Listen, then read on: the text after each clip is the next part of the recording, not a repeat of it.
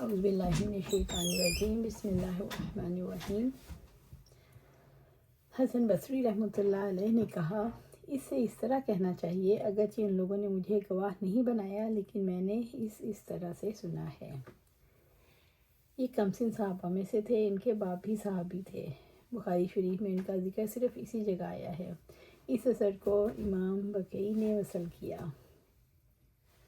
آگے حدیث میں ابن سیاد کا ذکر آیا، جس کا نام صاف تھا۔ وہ یہود لڑکا تھا اور عوام کو گمراہ کرنے اور اسلام سے بدظن کرنے کے لیے خود جھوٹی باتیں بطور الہام بنا کر لوگوں کو سناتا رہتا۔ اس میں دجال کی بہت سی خصائل تھیں۔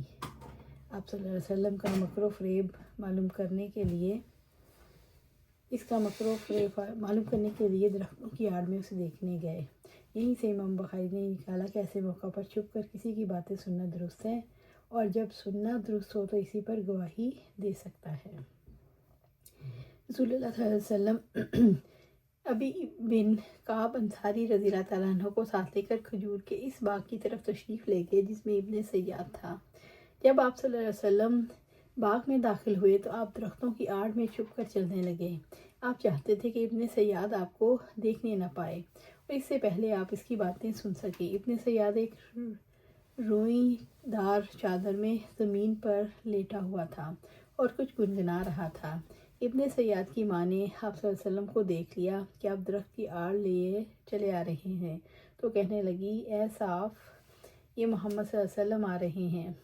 ابن سیاد ہوشیار ہو گیا۔ آپ صلی اللہ علیہ وسلم نے فرمایا، اگر اسے اپنے حال پر رہنے دیتی تو بات ظاہر ہو جاتی۔ ابن سیاد مدینہ میں ایک یہودی لڑکا تھا جو بڑ مارا کرتا تھا کہ مجھ پر وحی اترتی ہے، حالانکہ اس پر شیطان سوار تھا۔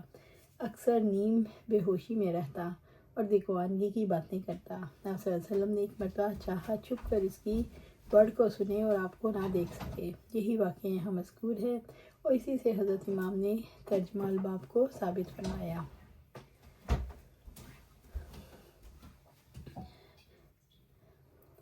عائشہ رضی اللہ عنہ نے رفاع کرزی رضی اللہ عنہ کی ایک بیوی رسول اللہ صلی اللہ علیہ وسلم کی خدمت میں حاضر ہوئی، عرض کیا کہ میں رفاع کی نکاح میں تھی، پھر مجھے انہوں نے طلاق دے دی اور قطعی طلاق دے دی۔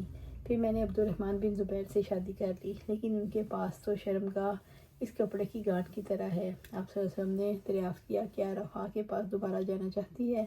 لیکن تو اس وقت تک ان سے اب شادی نہیں کر سکتی جب تک عبد الرحمن بن زبیر کا مزہ نہ چکھ لے اور وہ تمہارا مزہ نہ چکھ لیں۔ اس وقت ابوبکر رضی اللہ تعالیٰ عنہ خدمت نبوی میں موجود تھے اور خالد بن سعید بن عاص رضی اللہ تعالیٰ عنہ دروازے پر اپنے لیے اندر آنے کی اجازت کا انتظار کر رہے تھے۔ انہوں نے کہا، ابوبکر، کیا اس عورت کو نہیں دیکھتے؟ نبی صلی اللہ علیہ وسلم کے سامنے کس طرح کی باتیں زور زور سے کر رہی ہے۔ امام بخاری نے یہیں سے نکالا کہ چھپ کر گواہ بننا درست ہے، کیونکہ خالد دروازے کے باہر تھے، عورت کے سامنے نہ تھے۔ باوجود اس کے خالد نے ایک قول کی نسبت اس عورت کی طرف کی اور آپ صلی اللہ علیہ وسلم نے خالد پر اعتراض نہیں کیا۔ عبد الرحمن بن زبیر صاحب اولاد تھے، مگر اس وقت شاید وہ مریض ہوں۔ اسی وجہ سے اس عورت نے اس کو کپڑے کی گانٹھ سے تعبیر کیا جس میں کچھ بھی حرکت نہیں ہوتی، یعنی وہ جمع نہیں کر سکتے، مگر حضرت ابن زبیر نے عورت کے اس بیان کی تردید کی۔ اس حدیث سے یہ مسئلہ بھی ثابت ہوا، جب تک متعلقہ عورت از خود کسی دوسرے مرد کے نکاح میں جا کر اس سے جمع نہ کرے، وہ خود اس کو طلاق نہ دے، وہ پہلے خاوند کے نکاح میں دوبارہ نہیں جا سکتی۔ فرضی حلالہ کرانے والوں پر لعنت آئی ہے، جیسے کہ فقہائے حنفیہ کے ہاں رواج ہے، وہ 3 طلاق والی عورت کو فرضی حلالہ کرانے کا فتویٰ دیا کرتے ہیں، جو باعث لعنت ہے۔ جب ایک یا کئی گواہ کسی معاملے کے اثبات میں گواہی دیں اور دوسرے لوگ یہ کہہ دیں ہمیں اس سلسلے میں کچھ معلوم نہیں، تو فیصلہ اسی قول کے مطابق ہوگا جس نے اثبات میں گواہی دی۔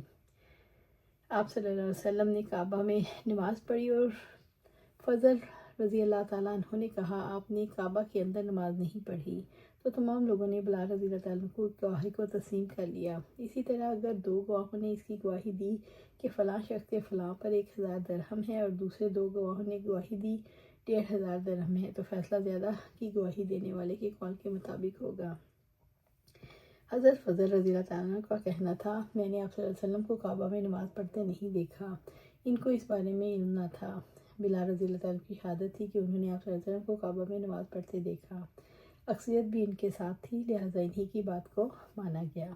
اللہ سبحانہ تعالیٰ سے دعا ہے ہمیں قرآن و سنت پر عمل کرنے کی توفیق دے، اس پر جما دے اور جنت الفردوس کے اعلیٰ مقام پر اپنے پاس گھر عطا فرمائے، آمین یا رب العالمین۔